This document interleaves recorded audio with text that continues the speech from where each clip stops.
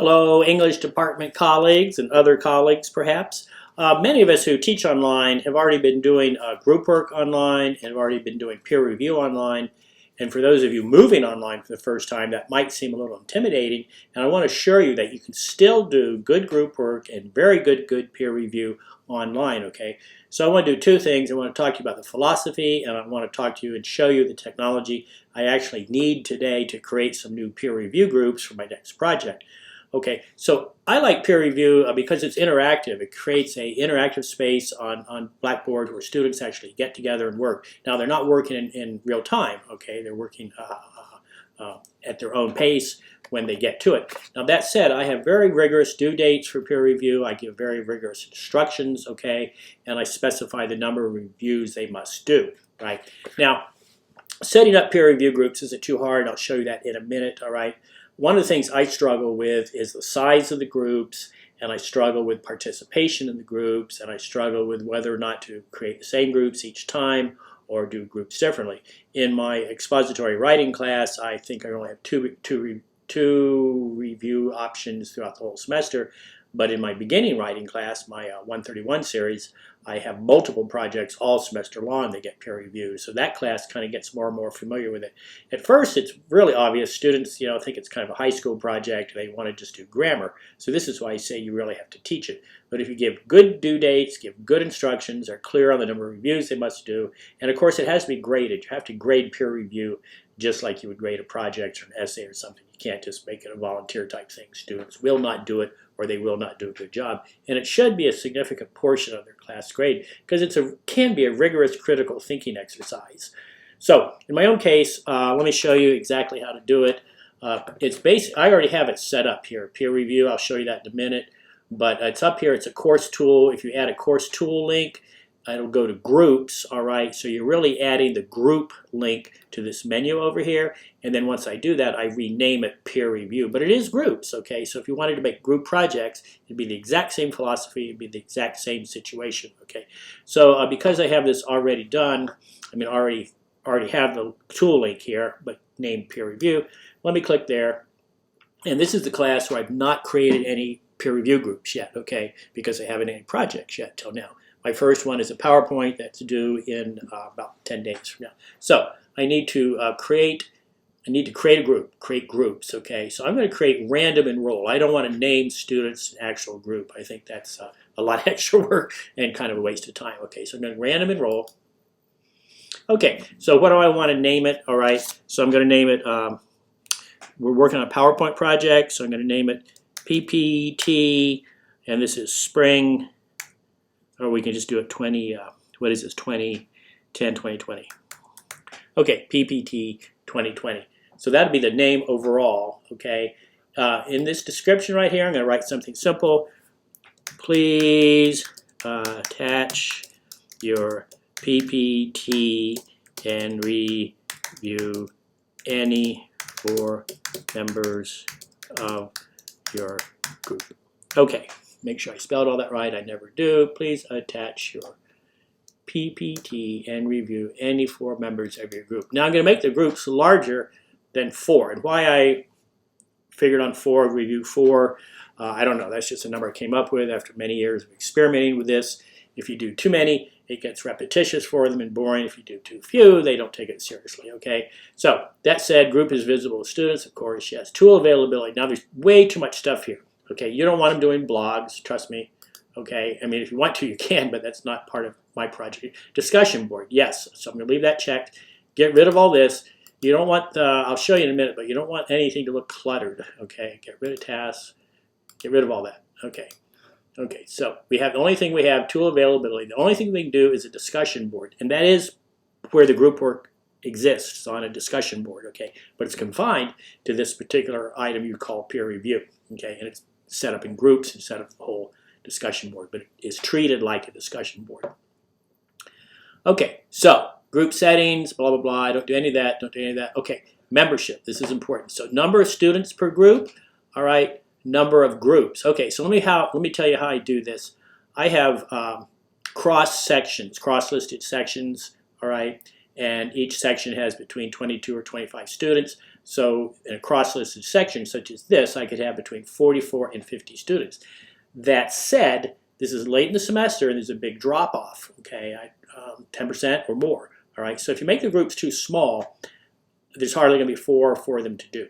All right, you just don't know how the groups are going to work out. So I like to do 3 or 4 groups. Okay, so let's say I have 40 students left. I'll do four groups. Okay, I don't really need to do more than that because I pick any number of people out of that group. And then the next time I have a project, it'll be a different group because this is going to randomize them. All right, so I'm going to do number of groups 4. Okay, and that's just a magic number. You can do more, you can do less. Depends on the size of the class and how much fall off you think you have. Okay, and then the other thing, so you have fall off, you have the size of the class, and then you have students who will not turn their paper in on time to peer review. They just won't do it. Okay, they'll just take the extra time to turn the paper in at the end of the period. Okay, and that's why you have to say I'm grading this rigorously. They still won't turn it in, so you just don't know. Okay, so if the groups are too small, you're going to have a lot of drop off, and there won't be, for a variety of reasons, enough students for the other students that do turn their work in time to complete the required number of reviews. All right, so number of groups 4. Okay, distribute the remaining groups amongst you, like that word. Good. Okay, so we submit. All right, watch. Okay, so what we have is these 4 groups: PPT1, PPT2, PPT3, PPT4. So let's go ahead and look at a group. Let's click on one. And we're not done yet. We have to do something else, all right? Okay, here's everybody in this group, okay? It says, please attach your PPT and review any 4 members of your group. And the only place they attach something is right here. So it should be pretty obvious, or you can teach this, okay? Sometimes I write it out there, okay? So group discussion board. Now, there's something we have to do still, okay? We're not quite done. Too bad, I wish we were, but we're not. Okay, so we need to edit this particular group. See, it's group number 1. See that? All right, we need to edit it. Okay, now watch, this is important.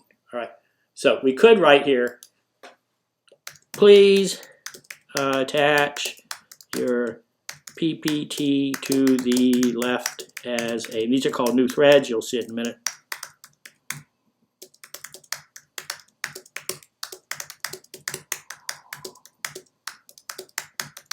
And you can tell them the due date, that kind of thing, if you want. Okay.